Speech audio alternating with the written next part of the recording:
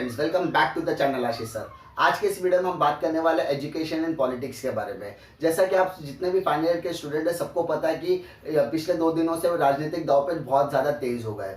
इसकी जो शुरुआत है वो शुरुआत हुई थी 31 मई 2020, जब हमारे राज्य के सीएम माननीय उद्धव साहब ठाकरे ने अनाउंसमेंट किया कि कोरोना की वजह से, कोरोना वायरस की वजह से महाराष्ट्र की जो सिचुएशन है वो उसके केसेस बढ़ रहे हैं और केसेस और न बढ़े इसलिए प्रिकॉशनरी मेजर के तौर पे फाइनल ईयर के एग्जामिनेशन लेने की सिचुएशन नहीं है।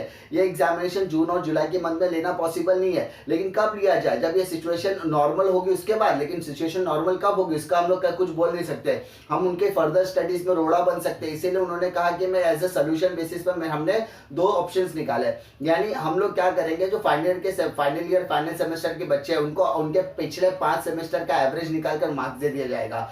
यानी आपके जितने भी पास्ट परफॉर्मेंस है उसके एवरेज बेसिस पे आपको मार्क्स दिया जाएगा। If you are not satisfied with the marks तो आप क्या कर सकते हो, उसको इंप्रूवमेंट एग्जाम के लिए अप्लाई कर सकते हो और साथ ही साथ आप अपने फर्दर स्टडीज के लिए भी जा सकते हो।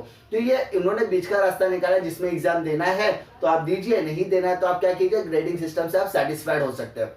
अब ये जो डिसीजन है वो फाइनल ईयर के स्टूडेंट के फेवर में आ गया। अब फेवर में आने के बाद एक रूलिंग पार्टी है जिसके डिसीजन एकदम सही बैठा, लोगों की नब्ज पे, यानी बच्चों को की तकलीफों को उन्होंने समझाया। तो जो ऑपोजिशन पार्टी वो कैसे खुश हो सकती है?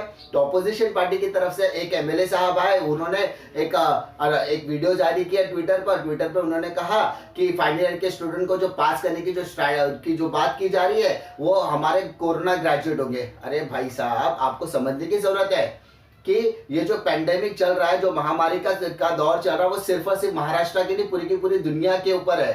तो क्या इस पूरी दुनिया में जितने स्टूडेंट इस साल ग्रेजुएट होने वाले थे सबको कोरोना ग्रेजुएट कहेंगे? बिल्कुल पॉसिबल ही नहीं है। ये सिर्फ क्या है, रूलिंग पार्टी अगर किसी के फेवर में बात कर रही है ना तो ऑपोजिशन पार्टी उसके अगेंस्ट में बात करेगी, और अगर रूलिंग पार्टी किसी के अगेंस्ट में काम करे तो जो ऑपोजिशन पार्टी होती है वो उसको अपोज करेगी। यानी सिंपल बात है, ऑपोजिशन का काम है रूलिंग पार्टी के अगेंस्ट में ही बोलना। ये वही काम यहाँ पर किया जा रहा है। अब बस दुख की बात ये होती है कि यहाँ पर राज्यपाल महोदय भी फायरिंग के मोड पर है।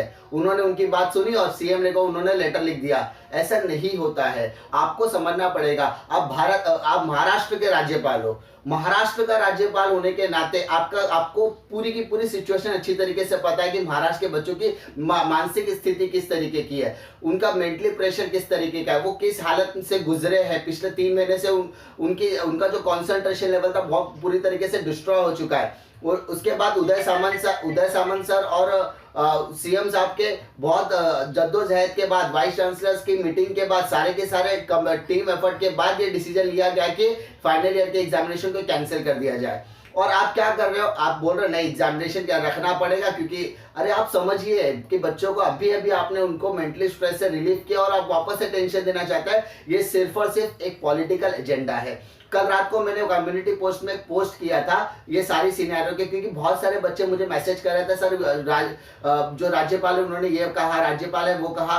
तो वो सारी चीजों को मैंने एनालाइज करने के बाद मैंने कम्युनिटी पोस्ट तैयार किया। उस कम्युनिटी पोस्ट को मैंने इंस्टाग्राम पे भी शेयर किया और उसको फेसबुक पे भी शेयर किया और यूट्यूब के कम्युनिटी पोस्ट और टेलीग्राम ग्रुप पे भी मैंने शेयर किया। अब यहाँ पर सब शेयर करने का मेरा मेन मकसद था कि मैं आपके सामने और ये पूरा सिनेरियो क्लियर करूं। अब ये सिनेरियो में ये मेरे पर्सनल है। अब मैंने ये जो फेसबुक पोस्ट था उसको उदय सामंत सर ने शेयर किया है। अच्छा, आप कब किसी पोस्ट को कब शेयर करते हो? जब आप उस बातों से सेटिस्फाइड करते हो, आप जब उस बातों को अपने आप से कनेक्ट कर पाते हो।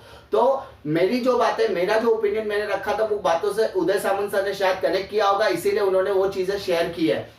मेरा कहने का सिंपल मतलब यह था कि एक रूलिंग पार्टी अगर किसी के हित की बात कर रही है तो प्लीज आप लोग इंटरफेयर ना करें। अगर आप अच्छा नहीं कर सकते तो आप किसी के लिए बुरा भी ना करें। उम्मीद करता हूं कि कुछ लोगों को यह बात समझ में आएगी। और आप जितने भी स्टूडेंट्स ये वीडियो देख रहे हैं, आप लोगों से गुजारिश करता हूं कि उदय सामंत सर का कल का पोस्ट क्लियरली कहता है, काळजी करू नका मी तुमच्या सोबत आहे।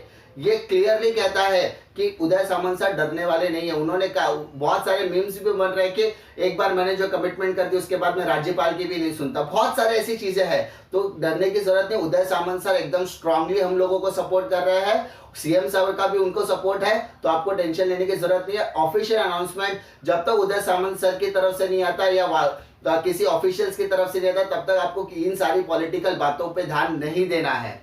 तो इसी के साथ मैं अपना वीडियो समाप्त करता हूँ, मिलता हूँ मैं आपको नेक्स्ट वीडियो में, तब तक के लिए जय हिंद।